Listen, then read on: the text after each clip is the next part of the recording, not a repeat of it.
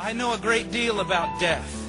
As a young missionary, I lived for many years in a country that was torn apart by war. In that time, 23,000 people died. Sometimes to get the mail, I would have to walk over a dead body. The beauty of man is destroyed by death.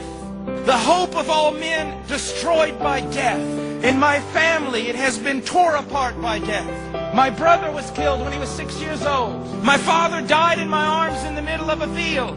And a few years ago, I preached the funeral of my sister. I know much about death, but death is too strong of an enemy to overcome. No matter how much you wrestle him, no matter how much you fight against him, no matter how much you live in self-denial that he is not going to knock on your door, know this, that he is coming for you. And there is nothing you can do about it.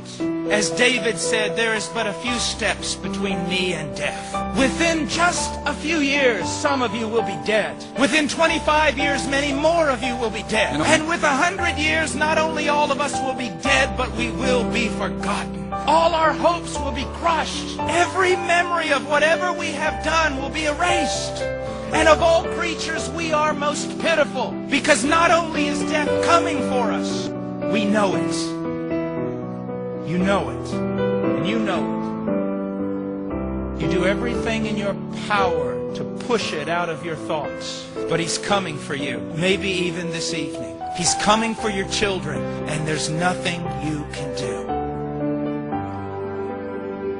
But there is one who has faced death head on.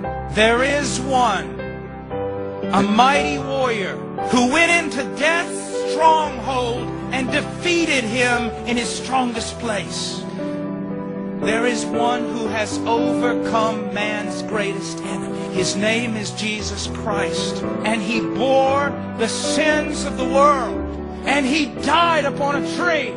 And he paid for the very thing that is the cause of our death.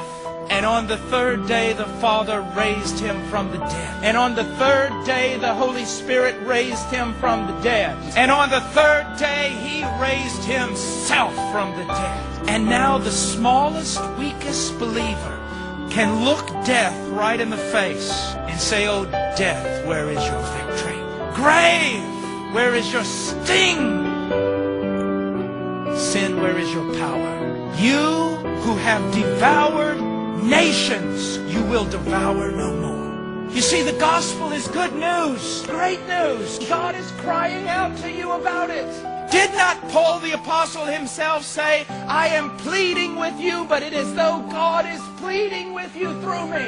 Why will you live a life that has no meaning? Why will you live a life that literally is going to fall apart? Why will you allow yourself to be swallowed up by death?